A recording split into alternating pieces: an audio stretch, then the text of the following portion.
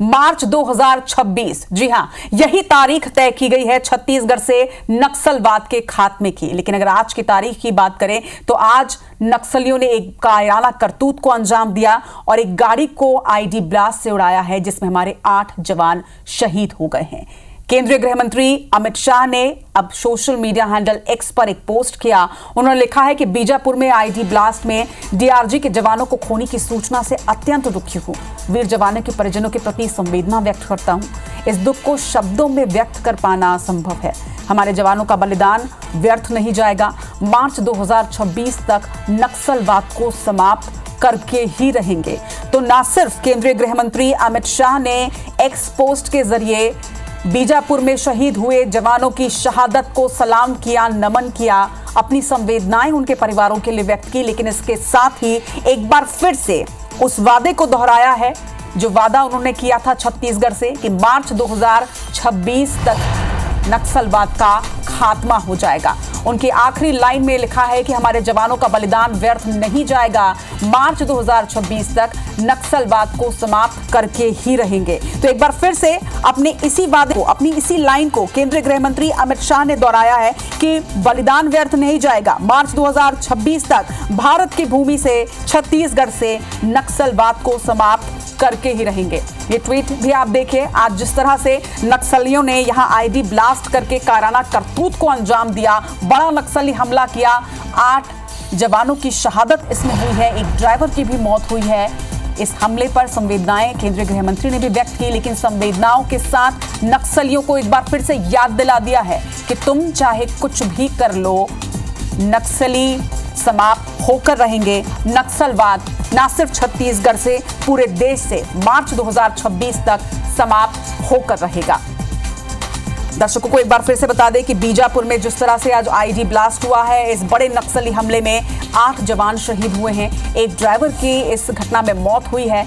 लेकिन नक्सलियों के इस कायराना करतूत के बाद अब देश के गृह मंत्री अमित शाह का एक पोस्ट सामने आया है, जिसमें उन्होंने शहीदों की शहादत को नमन करते हुए नक्सलियों को याद दिला दिया है, देश को याद दिला दिया है कि मार्च 2026 अब से ठीक 1 साल 3 महीने के बाद ये नक्सली समाप्त हो जाएंगे, नक्सलवाद समाप्त हो जाएगा। शहीदों की ये शहादत व्यर्थ नहीं जाएगी, ये बलिदान व्यर्थ नहीं जाएगा। तो एक तरफ आप तस्वीरें देख रहे हैं उस जगह की जहां पर ये गड्ढा देखिए, 5 से 6 फीट गहरा गड्ढा, यानी आप समझ सकते हैं इस आईडी ब्लास्ट की भयावता क्या रही होगी। 50 किलो आईडी से ब्लास्ट किया गया है और ये गड्ढा देखिए, इस जगह पर सड़क हुआ करती थी, लेकिन ब्लास्ट के बाद यहाँ पर 6 फीट गहरा गड्ढा हुआ है। लेकिन जिस तरीके से नक्सलियों ने इस कायराना करतूत को अंजाम दिया, ये पलटवार की आपको ये भी जानकारी दे दें कि जो जवान थे वो एक बड़ा ऑपरेशन करके वापस लौट रहे थे। 72 घंटे तक इन्हीं जंगलों में ऑपरेशन के बाद वो वापस लौट रहे थे और तब उन पर पीछे से वार किया गया। लेकिन केंद्रीय गृह मंत्री अमित शाह ने यह याद दिला दिया है कि ये हमले भले ही कर लो, लेकिन हमारे जवानों की शहादत व्यर्थ नहीं जाएगी, ये बलिदान व्यर्थ नहीं जाएगा, नक्सलवाद खत्म होगा। इस वक्त हमारे साथ न्यूज रूम से लाइव है पुनीत पाठक। पुनीत जी, आज जिस तरह से हमारे जवानों की शहादत हुई है, ये जनवरी 2025 है और एक बार फिर से याद दिला दिया है देश के गृह मंत्री अमित शाह ने कि आज भले ही नक्सली इस कायराना करतूत को अंजाम दे रहे हैं, लेकिन वो दिन दूर नहीं जब नक्सलवाद और नक्सली देश से, छत्तीसगढ़ से समाप्त हो जाएंगे। बिल्कुल ठीक आप कह रही रचना। और दरअसल इस पर अमित शाह जी की टिप्पणी और उनका बयान, उनका स्टेटमेंट आना इसलिए भी महत्वपूर्ण है कि आपको 2 महीने, 1 महीने का पूरा अगर आप पिछले समय अमित शाह जी का दौरा देखें तो उनका फोकस नक्सलवाद के खात्मे पर, छत्तीसगढ़ के आगमन पर रहता है। जो पिछला उनका दौरा था रिसेंटली दिसंबर में, जब वो आए थे तो आकर नक्सल प्रभावित उस इलाके में कैंप में जाकर रात बिताई थी। अगले दिन सुबह चौपाल लगाकर पेड़ के नीचे उन लोगों से मुलाकात की थी जो नक्सल प्रभावित इलाकों के लोग हैं। वहाँ उनका मैसेज यही था कि आप लोग चिंता ना करें, सरकार और सरकार की योजनाएं अब आप तक पहुँचेगी। मैसेज नक्सलियों को भी था कि जहां आप दहशत फैलाते थे, जहां जन अदालतें लगाते थे, अब उस जगह सरकार की चौपालें लग रही हैं, उनकी योजनाएं पहुंच रही हैं। और ये बड़ा क्लियर मैसेज था जो अभी आप देख रहे होंगे। जब से नक्सल अटैक हुआ है तब से बार बार हम भी कहते हैं कि एक झटका लगता है उस एंटी नक्सल मुहिम को, जिसमें हम ये मानकर चल रहे थे कि 2026 तक हम खात्मा कर रहे हैं। एक लंबी खामोशी और एक पुरानी रणनीति, एक पुराना तरीका, उससे नक्सली एक बार फिर नुकसान पहुंचा गए। तो क्या 2026 तक खात्मा हो पाएगा?